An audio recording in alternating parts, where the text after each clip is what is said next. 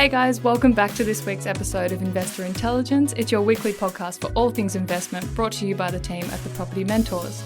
My name is Phoebe Sikowski-Wallace. I am your host, and with me once again, because he just lives and breathes anything investment, is our property/investment expert, Luke Harris. How are you, Luke? G'day, Phoebe. How are you? Good, thank you. Now, this is our third episode, and in our last two episodes, we covered some of the basics. We covered the 3 types of readiness, and we covered the types of investors there are. Today, we're going to talk about something that we cannot stress enough here, which is to always have a solid plan in place when it comes to investing. And here at the Property Mentors, we guide our members to follow a roadmap of sorts. Now, this is not to be mistaken for a magical step-by-step recipe. Luke, I'm sure over your 20 plus years of experience that you've been asked more than a few times what that one secret recipe for successful investing is. Am I right or am I right? Well, yeah, absolutely. A lot of people are looking for actually a secret ingredient. I think that's the challenge, is that there is no silver bullet or no secret ingredient. Wow, even more specific. So yeah, even though there is no such thing as that one magical recipe or ingredient, there is a structure that you can follow. And Luke, one of the main things that you've done working with members is create a roadmap to success that over the years you've refined and defined, which has proven time and time again to lead to high rates of investing success. So Luke, what can you tell me about this roadmap and why is it so important to follow a plan? Look, I think the key thing really with any end goal that you're trying to achieve, any destination, is you're going to need a roadmap. Imagine jumping in the car, from Sydney and saying, I want to head to Perth, and you just get in the car and go. You don't look at any of the signs. You don't have a plan. You don't know where you're going. You don't know how long it's going to take. And of course, you don't know whether your vehicle's up to a scratch and whether you've got enough fuel. That's not the smartest way of driving to Perth, is it? The same thing with your investing is that you need to make sure that you've got a plan and a roadmap so that you know what direction you're headed and you know what things could come up along the way so that you can address those things before you even start the journey. It's like, any long journey, you're going to get your car serviced, you're going to check the tires, the fuel, the oil, all of the things that you're going to need. That's assuming you're not driving an electric car, of course. Then you just check the battery power. But, that's the thing. You need to get prepared. It's the same thing that you do on any long journey. Investing is a long journey as well. So obviously when you're getting started or getting to the next stage of your investing, you need to make sure that you're ready, prepared, and you have that roadmap so that you know what direction you're headed. Yeah, and I think the beauty of having this solid roadmap is that no matter how your journey goes, you have something to sort of get you back on track. You sort of know where you're always going. Well, the thing that I've worked out over the years is that a lot of people, they have that rough idea of where they're headed. They want to go out there and build wealth through property or any other investment. They want to make lots of money, but it's identifying specifically what that end result looks like. If you're just saying you want to go on a road trip, that's a great start. But unless you know where you want to go, it's going to be really hard to navigate. Which way do you go? Where, what sort of equipment do we need? How long are we going away for? And that's the same thing with investing. So we relate it back to investing so that people can understand that really basic analogy is if you're going on a trip, well, you need to know what to pack, how long you're going for, and what direction to take. But the way that I always look at this and refer to it as a roadmap is that you're essentially looking for a GPS. You're looking for guidance along the way. And the reason we've called it our success roadmap is that we need people to understand that there is multiple steps on the journey that we need to take. And of course, without knowing those steps and without doing them in the right order, that can cause issues down the track. So we've mapped it out so that people know that they're still the driver, they're still in control. And really our role here is we're just the GPS. Now, a lot of people, as they go driving on a journey, sometimes they might turn the GPS off. They might just ignore the GPS for a little while. They might just turn it off entirely. But our role really is to sort of help you to recalibrate if you do go off course. And at the end of the day, you still make those decisions. But by knowing the critical points in the roadmap, it helps you to really put some structure around your investing. Yeah, fantastic. Now, within this roadmap, which again is not a magical recipe, are 8 proven steps to build a long-term investment portfolio. Now, these steps are align, clarify, plan, team, action, observe, review, and repeat. And although everyone's plans and strategies will be unique to them, the benefit of this roadmap is that the path you take remains clear. So, Luke, if I am starting out in my investment journey, which I am, and if I were coming to you, where would we begin? What would this roadmap look like for me? Absolutely. Look, the starting point is always to align yourself. So we need to make sure that we understand your starting position. So that's aligning your goals to your financial position, making sure that we have a good alignment of really where you want to go, where you're at right now, and also how you got to where you're at right now. So when any investor's getting started, or they may have one or two or three properties already, how did you get to that point?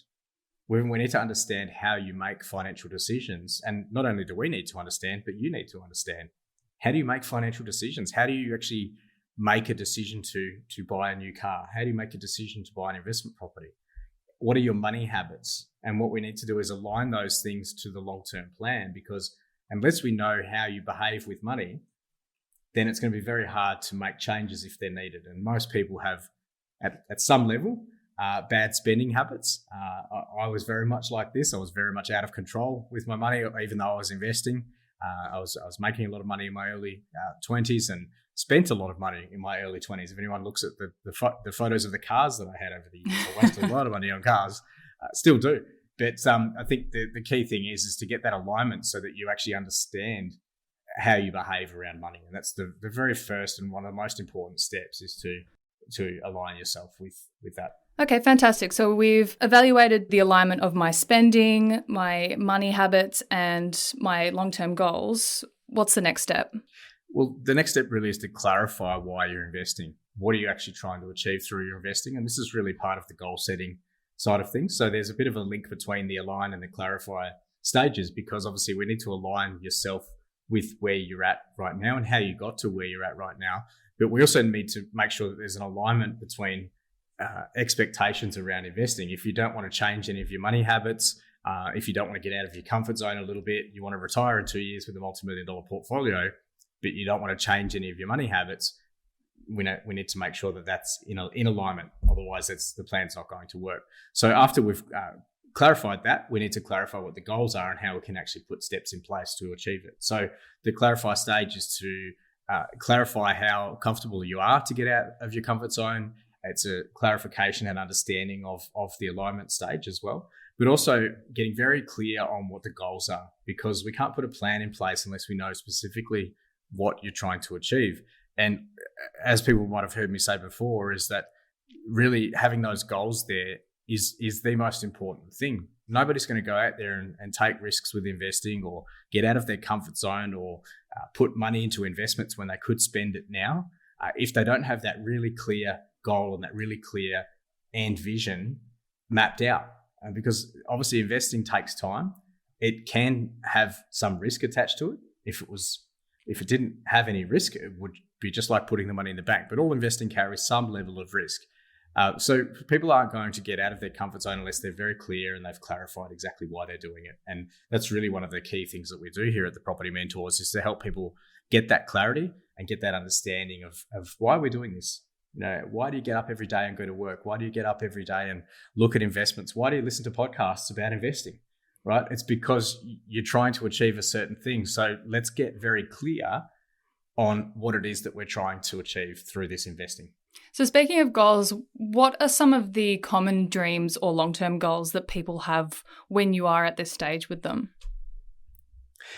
If somebody was coming to us completely green, they'd never invested before, typically what we hear is that they want to retire and have all of their bills paid, right? And that's basically the starting position. There's not much more thought that's usually gone into that. And the other thing that we often hear from people that have understand a little bit about property investing is, I want 10 properties in 10 years and I want $100,000 passive income. For some reason, people have seen that on a magazine somewhere or seen it online, and they've got this idea that that's the magic bullet. For me, a lot of people, when we look at their situation, they don't need 10 properties. Not everyone needs to have 10 properties, and $100,000 a year may not be what you actually need. So people have a rough idea of what direction they want to go, and that's a really good start. We really encourage people to start somewhere. But of course, we want to help to really narrow down what that actually looks like. Fabulous. So we've established my dreams and my goals. What comes next? Well, the next thing after we've got the alignment and the clarity on what we're doing, we need to put the plan in place. Now, we're not talking about a financial plan. We want to be very clear that this is not a financial plan. This is a plan of attack, right? This is how we're going to buy property and how we're going to help to achieve those goals over time. As we've said a number of times, is that property is a long-term investment. This is not a get-rich-quick scheme. It certainly isn't going to be something where we're looking to make a quick buck. With everything that we do here at the Property Mentors, it's a long-term, sustainable wealth creation approach. Certainly not something that we're looking to make a quick dollar. We're not looking to flip properties and renovate in 3 months and flip them and make money. There's a lot of people doing those sorts of things, but at the end of the day, it's long-term sustainable wealth that really helps people for the long term. So the plan really is around how we're going to get you to achieve those goals. Now, the thing with goal setting is that people say to me, look, I don't want to set goals because, in 5 years' time, I don't know what I'm going to be able to achieve, or my situation might change. Of course it will. That's the point, is that we need to have a direction that where we're going to go. Like if we were driving from Sydney to Perth, we might say, hey, let's go there. But halfway, we might say, you know what, let's stop in Adelaide. We might stop in Adelaide for a little while. We might stop in Albany. We might stop in Kalgoorlie. There's a number of things that might come up and change along the way that we weren't expecting. And that is going to happen because that's what life is all about. There's going to be things, and we all know that something's going to happen in our life in the next little while that's going to change our plans potentially. So what we need is a starting point, and we can adjust the GPS coordinates at any point in time. And that's the idea of having a plan, is you need a starting plan. And having a 500-page manual that you put on the shelf that we sit down and do, stick it on the shelf, and you follow it to the letter for 5 years, it doesn't work that way. So the plan really is a plan today, knowing that the plan tomorrow, the plan next month, the next year might change.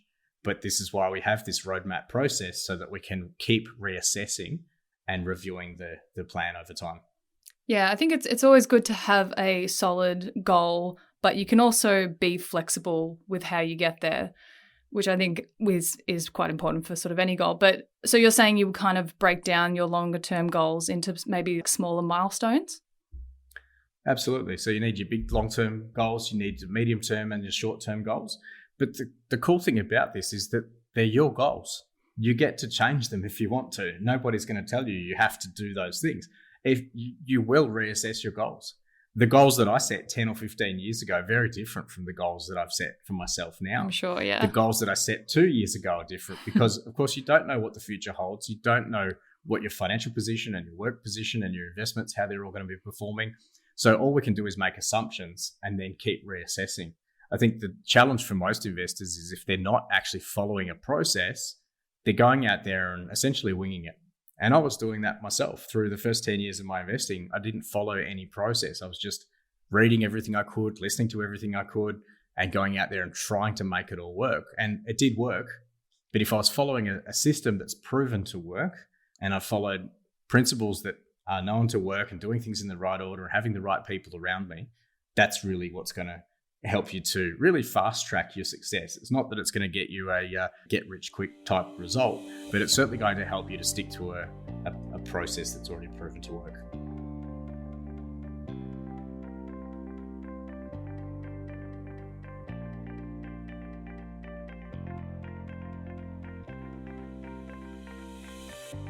If you wanted to get fit or start a fitness program, you wouldn't run a marathon if you hadn't yet mastered jogging.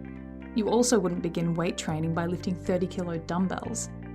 There are, of course, multiple ways to keep fit through a variety of sports and exercise programs. However, there is a process to getting into shape and achieving peak performance. It's the same when it comes to investing in property. You need to start by doing some self-assessment of where you are now to where you'd like to be. This would be your fitness test. You have to find your team of experts who will help you along the way. These would be your trainers. And learn how other people invest, including the mistakes they've made. Only then can you start to look at how you will achieve your property investing goals. Property Fit assists you with all of this. It's the latest book from experienced property investor, entrepreneur, and founder and CEO of the Property Mentors, Luke Harris. It's the book that will guide you through the groundwork you need to cover before you start investing, exploring all the ways to invest in property by helping you find a strategy that will lead to the ultimate goal of financial freedom. Property Fit is your easy-to-read, practical book including mentor tips and mindset insights, as well as proven strategies that seasoned investors or those just starting out in property will find invaluable. Visit propertyfitbook.com.au to purchase your copy and get your property portfolio in shape for financial freedom. Now, we touched on a little bit about this last week. So the next step is team. What does that entail? The team really is about having that expert group of people around you to help you get that result. And we did touch on this last week, and we were talking about how you don't want to be an expert accountant, you don't want to be an expert financial planner or mortgage broker because you're not going to have time to do all of those things. So having a team of people around you is that you're going to have to lean on those people at times. You're going to lean on your mortgage broker. You're going to lean on your accountant for tax advice. You're going to lean on your financial planner to make sure all of your insurances and so forth are up to date, because you can't do it all on your own. And I wanted to do it all on my own. I knew that I needed experts, but I still wanted to be in control of everything. As the investor, you still are in control, but you are going to have that expert team of people around you. You absolutely are going to need them. And the good part about having an expert team around you is that they are the experts in that field, but they will be able to advise you. And the more you learn, the better questions you'll be able to ask of them. And a good advisor should be teaching you along the way. So a good property mentor, like our team at the Property Mentors, will be teaching you along the way, but also teaching you what questions to ask your mortgage broker, what questions to ask your accountant, because we're in the trenches every day. We do this all day, every day, and we know what situations can come up. If you're self-employed, there's specific questions you need to ask your accountant, specific questions to ask your financial planner, your mortgage broker. So we have those questions already.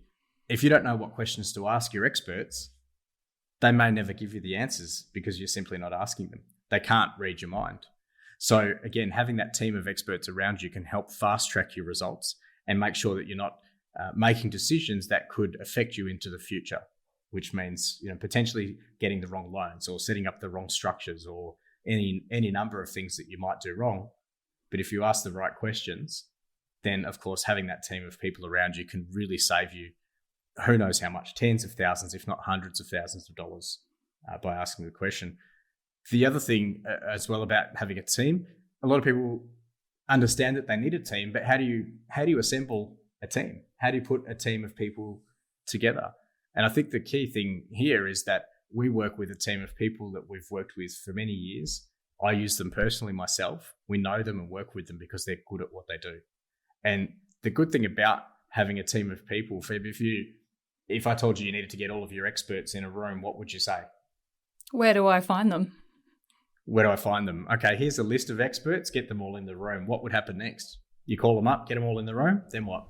Well, I feel like this is where I would ask them questions, but I don't think I would know what to ask them. Yeah, essentially what I'm getting at is that, okay, you get all your experts in a room, but the thing is that you actually don't necessarily know what questions to ask, do you? They're all experts in their own field. They might be the best people in the country, but what they're going to do is they're going to turn around and say, Phoebe, you've got us all in a room. Now what? What would you like us to do? And then your response will be, well, help me build wealth. Yeah.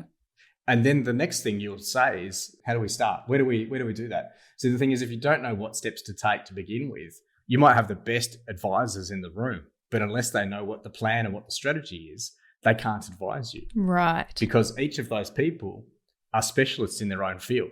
The mortgage broker will say, yes, we can get you some money. The accountant will say, this is how we can get the best out of your tax situation. The financial planner might say, well, here's the insurances that will protect you.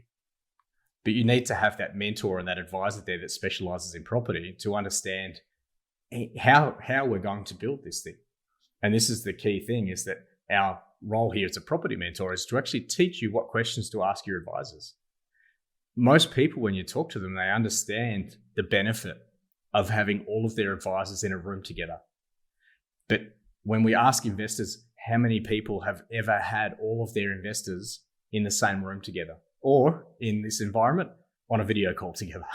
How many people have ever had all of their advisors together at the same time? And 99 times out of 100, people say, no, I've never done that. They see the importance of it, but they've never done it. And the reason why most investors, they see the importance of having their advisors together to get them all on the same page with their long-term goals. But the reason most investors don't do that is because they don't want to be the dumbest person in the room. Yeah, right. They don't want to be the one that says, hey, I want you guys to help me build wealth. And then they always turn around and say, well, how? What would you like us to do? Right? I'm a mortgage broker. I can help you get loans. Hey, I'm an accountant. I can help to do your tax. But without knowing what the plan is, they're going to sit there and only specialize in what they do. So the point of having that expert team is also making sure that your property mentor is there by your side to help you ask the right questions of your expert team so that you can get the right results. The good part about that is by being involved with this is you're going to learn the process. And of course, over time, as you ask better questions, you're going to start getting better answers, aren't you? Of course. When you start getting better answers, what are you likely to see in your portfolio? Better results. Absolutely. And that's the point, is having that expert team of people is also an education piece for our members so that they actually understand what they're doing. A lot of this might seem scary to some people. I don't want to have all of these people around me that are experienced, but at the end of the day, to become a better property investor, you're going to have to learn a little bit about finance, learn a little bit about accounting, like we covered last week. And I think that's fun because as you're learning, you're growing, and as you're growing, your portfolio should be growing as well. Yeah, and you can see why the first 3 steps are in that order before you get to this one. It really is becoming clear now. And yeah, as you said, investing's really not a solo sport. You can see why you need that team of experts behind you. And we will be making a more in-depth episode about the people that you would need in your trusted team of experts for different areas. So we've discussed my dreams and long-term goals. We've clarified where I am now in terms of income and maybe assets and skill set. We've broken down my long-term goals into smaller milestones. And let's say I've sourced my team of experts to guide me. What's next? Okay, well, the next thing we need to do is take some action, okay? Because, again, if we've got the expert team of people around, we've got the goals, we've got the gas in the tank, so to speak, we're ready to go. Nothing happens unless something happens. So the next thing we need to do is take some action. And, of course, in our roadmap plan, once we've got the team of people, we've got all of the tools in our toolkit. We've got the goals, we've got the team of people, we've fueled up, ready to go. We need to do something with that. Now, taking action means getting out of our comfort zones, because often that's going to be doing something that we haven't done before, or maybe we've done it before and it didn't work last time. And that's because maybe we didn't have the right team. We didn't have the goals and the plan. We didn't have that alignment and clarity. So this time, once we've done all of those things, it should be a lot more comfortable to take action. Now, it is sometimes the most uncomfortable part of this process because it means that you've got to do something that you might be a little bit scared about, a little bit concerned about. Some people are happy to go all guns blazing and no issues. But other people, when it comes to taking action, they're still a little bit reserved. And this is where we go back to the educational and the emotional readiness. So if we're not ready to take action just yet, this is the point in the roadmap where we need to spend a bit more time on the educational readiness, spend a bit more time on the emotional readiness, and cover off those things before we take action. Now, if we're comfortable that we've got the educational readiness, the emotional readiness, and the financial readiness, then and only then will we take action. And that means going out there and doing something. It means taking some steps to invest and going through the process of securing an investment, looking at the numbers on a property, looking at the research and the due diligence, and making sure that we understand how that property or how that investment fits in with the long-term goals. So this is part of the jigsaw puzzle, essentially. Yeah, and taking action doesn't just mean you purchase right away. It can just mean you might undertake a savings plan. Absolutely. So yes, absolutely. This does not mean that you're just going to rush out there and buy something. This is not something that happens straight away. For some people, they might be ready to buy something in a week or two after they've got their team assembled. For some people, it might be many months or even longer before they go out there and take action. But the next step in the process is to take action. So there might still be some processes to go through. They might need to save up some money. They might need to do that. But essentially by doing that, going onto a savings plan, spending a little bit less on food delivery apps, spending a little bit less on, takeaway coffee and smashed avocado, as everyone keeps talking about. Those little steps are steps towards that goal. And that means you have taken action. It doesn't necessarily mean that you go out there and invest straight away, but it does get you one step closer to doing that. I feel personally attacked by the avocado comment, but anyway, no, I'm just kidding. I love smashed avocado. So do I. Okay, so the next step is observe. Talk to me about observe. Absolutely. So look, once we've taken action, of course, we need to observe what we've done. We need to observe the process that we went through, how we actually made those decisions. Like we did when we aligned right at the start, we looked at what are your money habits, how you spend money, how you save money, what you do with your money. And the observe step in the roadmap really is that we're going to observe the things that happened after you took action. And it's not just looking at the financial results and not just looking at the numbers, but we're going to observe how you felt as an investor. We're going to observe how you felt emotionally, because that takes a big toll on a lot of people. Investing can be a stressful time. It can be a stressful time waiting for finance to get approved, waiting for a tenant to get approved to go into the property, getting your tax return, signing mortgages. That can be a stressful time for some people. And of course, we're going to observe that entire process so that we understand what you actually have gone through as an investor. If you didn't have a good time and you didn't enjoy part of that process, you're not likely to repeat it, are you? So to become a long-term investor, this is the point where we need to observe what happened, talk about it, and essentially get on the same page with what happened when you took action. How did you feel? Because getting out of your comfort zone, it's uncomfortable. So when we observe it, we get a chance to sit back and reflect on what we've just done. We talk about it and we discuss what the next steps are beyond that. And that's how you're going to continuously improve and get better as an investor. Yeah, observing what worked and what didn't is only going to further refine your journey. But great, we've looked back on the journey so far. The next step is review. Yeah, so review really is when we're looking a little bit longer down the track. So this is not something that happens straight after. So the observe section in the roadmap happens after we've taken action.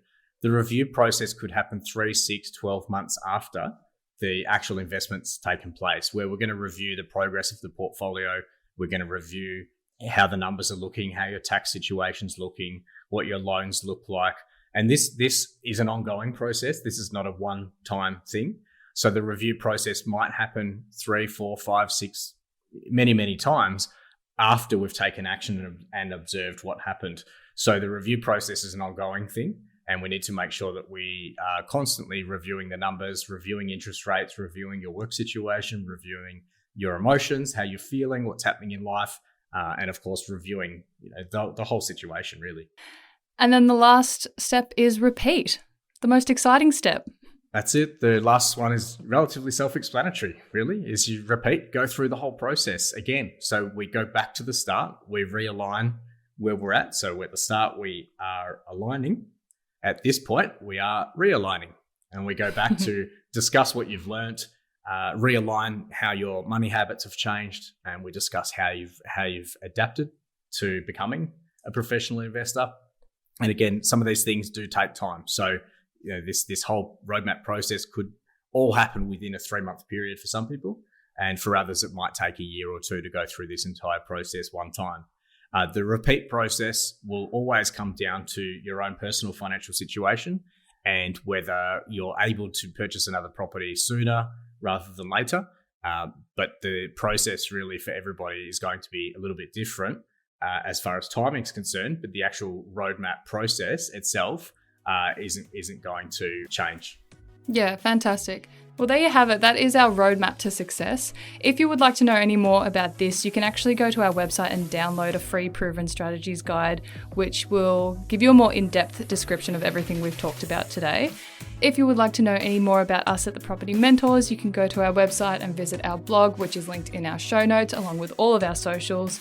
Luke's new book, Property Fit, is also now available for purchase, which you can also find at the website propertyfitbook.com.au.